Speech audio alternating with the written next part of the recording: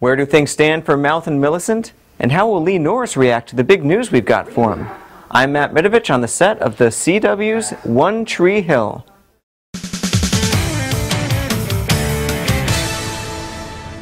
I got some news for you. Alrighty. Over at TVGuide.com, we make many a video like this. Yes. And the Lee Norris Q&A we did at the CW Upfront Party last year is our #1 video featuring a male TV star. Are you kidding me? That's awesome. You're beating up on like Hugh Laurie and everybody. That's how it's supposed to be. And you're like in the top 3. And you're in like the top 3 overall. You know what it is? What is it? Probably my mom. I think she just goes and watches it. And she has lots of friends and yeah. Probably. I probably shouldn't be revealing that, but it means my mom's doing better than Hugh Laurie, so. Yeah.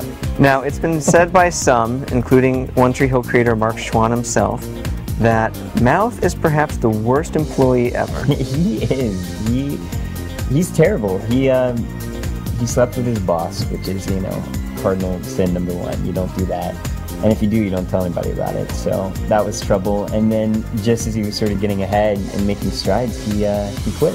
And he can't hold on. And he has an amazing amount of journalistic conflicts involving his friends. His friends, exactly, yeah. And he had probably the scoop of the year with Lucas, local high school basketball coach, like strangling a kid. And then he just, ripped the tape up. But he's a good guy, and that's what we expect and love, so.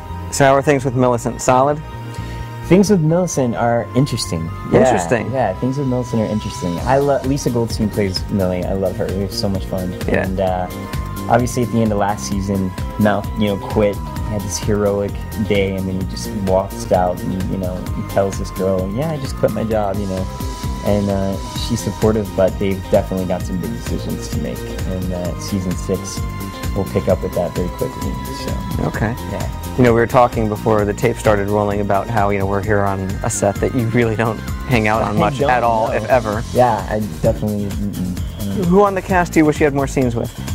That's a good question. Definitely would like to work more with James. James and I are good buddies, and in fact, I was just saying, the one time that we had a scene together, he called me by my real name because we're just not used to working with each other as characters. We're just used to seeing each other out in town. So I'd love to have more with him. I think it'd also be cool to do more with Paul, like with Dan. Yeah. I think you've got the quintessential evil guy and the good guy, and so I think that could be interesting. Plus, Paul's just a trip. You never know what's going to happen with him. So. Well, going back to Mouth and Nathan, is it kind of tricky becoming really good friends with a co-star first before you have that first scene, because you kind of have to step back and say, this isn't Lee and James having a scene. This is, we have to be who we are on TV.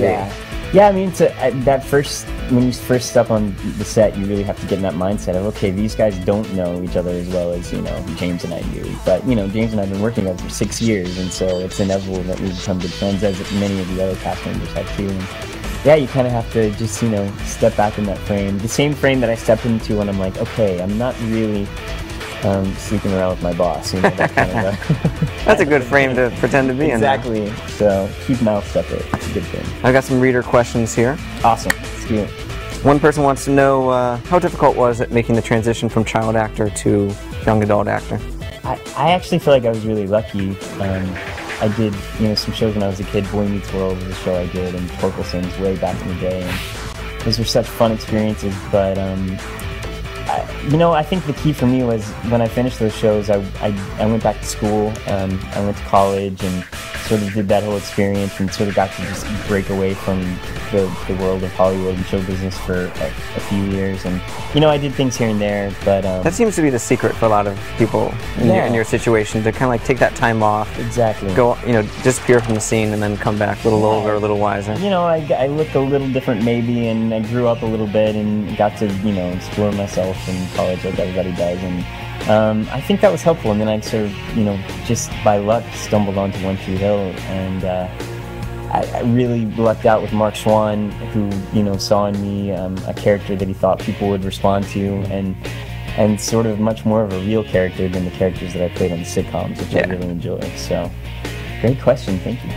All right, Rich wants to know if people still think of you as that brainiac from Boy Meets World. What's up, Rich? Yes, I definitely, I don't think I'll ever get away from it. It's so weird to me. Literally the other day, I was just walking on the street and someone just screamed Minkus out of nowhere, and it's just like, and I just kind of, and a name like Minkus, you know they're referring to you. Exactly, yeah, you don't mix that up too often. So I think I will, but I'm okay with it because it's what I do. I'm an actor, and I'm so lucky to have done that, and it was such a fun show and such a cool thing to be a part of. And I think it's so neat when kids come up to me and they're like, "I grew up with you," and that's a really neat feeling. But the not so good feeling is they grew up, with me wearing glasses and a bowl cut. But oh well, what can you do? Everybody had the awkward years. So. And Nicole wants to know, besides acting, what is your passion? Man, these are deep. Besides acting, I have a passion for music. I love music. Everybody on the show does. Yeah. You all should do a musical episode. That's what I'm thinking. We're doing. I don't know if you've heard, but we're doing like the black and white 30s thing. Film noir Chad's episode, which is going to be awesome. But I think a